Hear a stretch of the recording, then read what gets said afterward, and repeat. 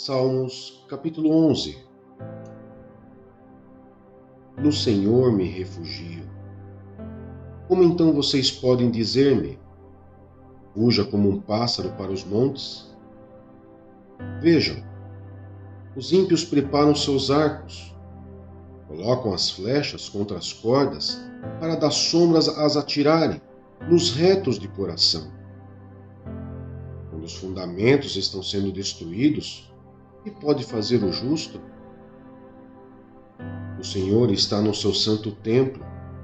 O Senhor tem o seu trono nos céus. Seus olhos observam, seus olhos examinam os filhos dos homens. O Senhor prova o justo, mas o ímpio e a quem ama a injustiça, a sua alma odeia. Sobre os ímpios ele fará chover brasas ardentes e enxofre incandescente, vento ressecante ao que terão. Pois o Senhor é justo e ama a justiça. Os retos verão a tua face. Salmos capítulo 12. Salva-nos, Senhor. Já não há quem seja fiel. Já não se confia em ninguém entre os homens. Cada um mente ao seu próximo. Seus lábios bajuladores falam com segundas intenções. Que o Senhor corte todos os lábios bajuladores e a língua arrogante dos que dizem: venceremos graças à nossa língua. Somos donos dos nossos lábios. Quem é Senhor sobre nós? Por causa da opressão do necessitado e do gemido do pobre, agora me levantarei, diz o Senhor. Eu lhes darei a segurança que tanto anseiam. As palavras do Senhor são puras, são como prata purificada num forno 7 vezes refinada. Senhor, tu nos guardarás seguros, e dessa gente nos protegerás para sempre. Os ímpios andam altivos por toda a parte, quando a corrupção é exaltada entre os homens. Provérbios, capítulo 25. Outros provérbios de Salomão. Estes são outros provérbios de Salomão, compilados pelos servos de Ezequias, rei de Judá. A glória de Deus é ocultar certas coisas. Tentar descobri-las é a glória dos reis. Assim como o céu é elevado e a terra é profunda, também o coração dos reis é insondável. Quando se retira a escória da prata, nesta se tem o material para o ourives. Quando os ímpios são retirados da presença do rei, a justiça firma o seu trono. Não se engrandeça na presença do rei e não reivindique lugar entre os homens importantes. É melhor que o rei lhe diga: suba para cá, do que ter que humilhá-lo diante de uma autoridade. O que você viu com os olhos, não leve precipitadamente ao tribunal, pois o que você fará, se o seu próximo o desacreditar? Procure resolver sua causa diretamente com seu próximo, e não revele o segredo de outra pessoa. Caso contrário, quem o ouvir poderá recriminá-lo, e você jamais perderá sua má reputação. A palavra proferida no tempo certo é como frutas de ouro incrustada numa escultura de prata. Como brinco de ouro e enfeite de ouro fino, é a repreensão dada com sabedoria a quem se dispõe a ouvir.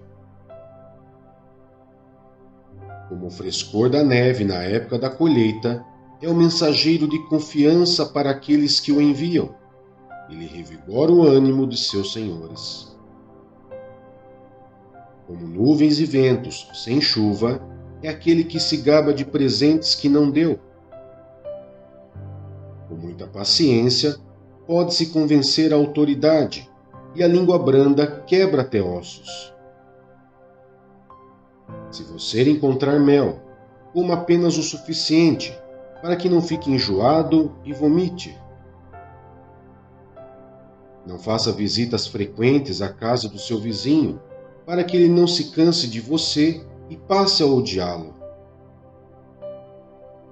Um pedaço de pau, uma espada ou uma flecha aguda é o que dá falso testemunho contra o seu próximo. Como dente estragado ou pé deslocado, é a confiança no hipócrita na hora da dificuldade. Como tirar a própria roupa num dia de frio, ou derramar vinagre numa ferida, é cantar com o coração entristecido. Se o seu inimigo tiver fome, dê-lhe de comer. Se tiver sede, dê-lhe de beber. Fazendo isso, você amontoará brasas vivas sobre a cabeça dele, e o Senhor recompensará você. Como o vento norte traz chuva, assim a língua fingida traz o olhar irado. Melhor é viver num canto sob o telhado do que repartir a casa com uma mulher briguenta. Como água fresca para a garganta sedenta, é a boa notícia que chega de uma terra distante. Como fonte contaminada ou nascente poluída, assim é o justo que fraqueja diante do ímpio. Comer mel demais não é bom, nem é honroso buscar a própria honra. Como a cidade com seus muros derrubados, assim é quem não sabe dominar-se. 1 Tessalonicenses, capítulo 4. Vivendo para agradar a Deus. Quanto ao mais, irmãos, já os instruímos acerca de como viver a fim de agradar a Deus. E, de fato, assim vocês estão procedendo. Agora lhes pedimos e exortamos no Senhor Jesus que cresçam nisso cada vez mais, pois vocês conhecem os mandamentos que lhes demos, pela autoridade do Senhor Jesus. A vontade de Deus é que vocês sejam santificados. Abstenham-se da imoralidade sexual. Cada um saiba controlar o seu próprio corpo de maneira santa e honrosa, não dominado pela paixão de desejos desenfreados, como os pagãos que desconhecem a Deus. Nesse assunto, ninguém prejudique seu irmão, nem dele se aproveite. O Senhor castigará todas essas práticas, como já lhes dissemos e asseguramos, porque Deus não nos chamou para a impureza, mas para a santidade. Portanto, aquele que rejeita essas coisas não está rejeitando o homem, mas a Deus, que lhes dá o seu Espírito Santo. Quanto ao amor fraternal, não precisamos escrever-lhes, pois vocês mesmos já foram ensinados por Deus a se amarem uns aos outros.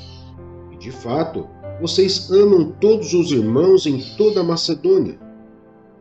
Contudo, irmãos, insistimos com vocês que cada vez mais assim procedam. Esforcem-se para ter uma vida tranquila, cuidar dos seus próprios negócios e trabalhar com as próprias mãos, como nós os instruímos, a fim de que andem decentemente aos olhos dos que são de fora e não dependam de ninguém. A vinda do Senhor. Irmãos, não queremos que vocês sejam ignorantes quanto aos que dormem, para que não se entristeçam como os outros que não têm esperança. Se cremos que Jesus morreu e ressurgiu, cremos também que Deus trará, mediante Jesus e com ele, aqueles que nele dormiram. Dizemos a vocês, pela palavra do Senhor, que nós, os que estivermos vivos, os que ficarmos até a vinda do Senhor, certamente não precederemos os que dormem. Pois dada a ordem, com a voz do arcanjo e o ressoar da trombeta de Deus, o próprio Senhor descerá dos céus, e os mortos em Cristo ressuscitarão primeiro. Depois nós, os que estivermos vivos, seremos arrebatados com ele nas nuvens, para o encontro com o Senhor nos ares, e assim estaremos com o Senhor para sempre. Consolem-se uns aos outros com essas palavras. Levítico, capítulo 10. A morte de Nadab e de Abiú. Nadab e Abiú, filhos de Arão, pegaram cada um o seu incensário, nos quais acenderam fogo, acrescentaram incenso e trouxeram fogo profano perante o Senhor, sem que tivessem sido autorizados. Então saiu fogo da presença do Senhor e os consumiu. Morreram perante o Senhor. Moisés então disse a Arão: Foi isso que o Senhor disse: Aos que de mim se aproximam, santo me mostrarei, à vista de todo o povo, glorificado serei. Arão, porém, ficou em silêncio. Então Moisés chamou Misael e Elzafã, filhos de Uziel, tio de Arão, e lhes disse: Venham cá, tirem os seus primos da frente do santuário e levem-nos para fora do acampamento. Eles foram e os puxaram pelas túnicas para fora do acampamento, conforme Moisés tinha ordenado. Então Moisés disse a Arão e aos seus filhos Eleazar e Itamar: Não andem descabelados, nem rasguem as roupas em sinal de luto, senão vocês morrerão e a ira do Senhor cairá sobre toda a comunidade. Mas os seus parentes e toda a nação de Israel poderão chorar por aqueles que o Senhor destruiu pelo fogo. Não saiam da entrada da tenda do encontro, senão vocês morrerão, porquanto o óleo da unção do Senhor está sobre vocês. E eles fizeram conforme Moisés tinha ordenado. Depois o Senhor disse a Arão: Você e seus filhos não devem beber vinho nem outra bebida fermentada antes de entrar na tenda do encontro, senão vocês morrerão. É um decreto perpétuo para suas gerações. Vocês têm que fazer separação entre o santo e o profano, entre o puro e o impuro, e ensinar aos israelitas todos os decretos que o Senhor lhes deu por meio de Moisés. Então Moisés disse a Arão e aos seus filhos que ficaram vivos, Eleazar e Itamar: Peguem a oferta de cereal que sobrou das ofertas dedicadas ao Senhor, preparadas no fogo, e comam-na, sem fermento, junto ao altar, pois é santíssimo. Comam-na em lugar sagrado, porquanto é a porção que lhes cabe por decreto, a você e a seus filhos, das ofertas dedicadas ao Senhor, preparadas no fogo, pois assim me foi ordenado. O peito ritualmente movido e a coxa ofertada, vocês, seus filhos e suas filhas, poderão comer num lugar cerimonialmente puro. Essa porção foi dada a vocês e a seus filhos como parte das ofertas de comunhão dos israelitas. A coxa ofertada e o peito ritualmente movido devem ser trazidos junto com as porções de gordura das ofertas preparadas no fogo, para serem movidas perante o Senhor como gesto ritual de apresentação. Esta será a porção por decreto perpétuo para você e seus descendentes, conforme o Senhor tinha ordenado. Quando Moisés procurou por toda parte o bode da oferta pelo pecado, e soube que já fora queimado, irou-se contra Eleazar e Itamar, os filhos de Arão que ficaram vivos, e perguntou: Por que vocês não comeram a carne da oferta pelo pecado no lugar santo? É santíssima, foi-lhes dada para retirar a culpa da comunidade e fazer propiciação por ela perante o Senhor. Como o sangue do animal não foi levado para dentro do lugar santíssimo, vocês deviam tê-lo comido ali, conforme ordenei.